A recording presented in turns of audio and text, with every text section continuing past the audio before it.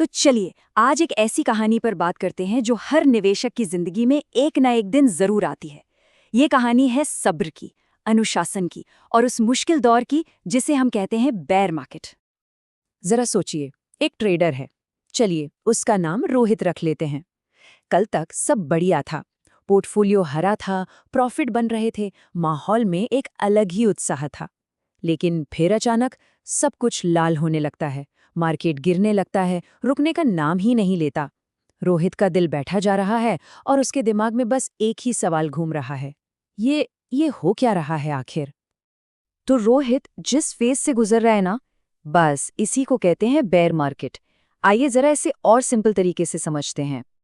तो देखिए, bear market का मतलब सिर्फ ये नहीं कि कीमतें गिर रही हैं, नहीं, ये एक ऐसा लंबा दौर होता है जब मार्केट लगातार नीचे जाता रहता है। जब भी थोड़ी सी उम्मीद जगती है, थोड़ी रिकवरी आती है, उसके बाद एक और बड़ी गिरावट आ जाती है। मतलब लोगों के मन में खुशी की जगह डर बैठ जाता है। वो टाइम तो याद ही होगा, है ना, जब सब कुछ ऊपर ही ऊपर जा रहा था। हर तरफ एक अलग ही खुशी थी, एक अलग ही एक्साइटमेंट था। पोर्टफोलियो रोज हरा दिखता था और लगता था कि भविष्य बहुत ही शानदार है। और फिर अचानक सब बदल जाता है। वो सारी खुशी, वो सारा एक्साइटमेंट अब डर और निराशा में बदल चुका है। यहाँ सिर्फ कीमतें नहीं गिरती, धीरे धीरे लोगों की उम्मीदें भी टूटने लगती हैं। ये सिर्फ एक फाइनेंशियल गिरावट नहीं होती, ये एक दिमागी लड़ाई भी है। इस डर और गिरावट के दौर में ना, माहौल एकदम तनाव भरा हो जाता है। बेयर मार्केट में हर तरफ से बस बुरी खबरें ही आती हैं। सोशल मीडिया पे तो लोग ऐलान कर देते हैं, भाई सब खत्म हो गया। लोग डर के मारे अपना पोर्टफोलियो देखना तक बंद कर देते हैं। क्यों? क्योंकि हर छोटी सी उम्मीद एक बड़ी गिरावट से टूट जाती है। और इसी माहौल में रोहित जैसे किसी भी निवेशक के मन में क्या आएगा? बस एक ही ख्याल, काश काश मैंने पहले ही बेच दिया होता। और दोस्तों, यहीं से सब्र की असली परीक्षा शुरू होती है। अब सवाल ये है कि ऐसा होता क्यों है? देखिए, इसके पीछे कुछ लॉजिकल कारण तो होते ही हैं, जैसे कि इकोनॉमी स्लो हो गई, या इंटरेस्ट रेट्स बढ़ गए, या बड़े इन्वेस्टर्स ने अपना पैसा निकाल लिया। पर सच बताऊं, सबसे बड़ा कारण होता है डर। एक ऐसा डर जो हर लॉजिक पर भारी पड़ जाता है।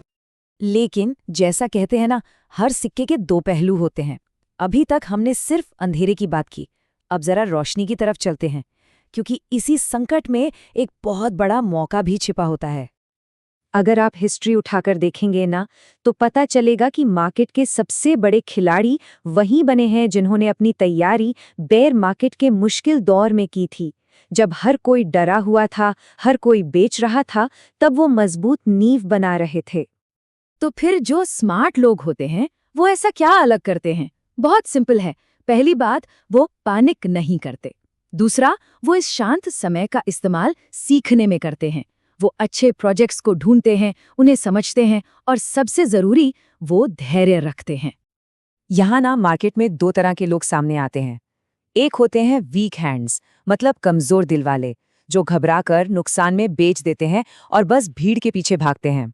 और दूसरी तरफ होते हैं स्ट्रॉन्ग माइंड्स, यानी मजबूत इरादों वाले।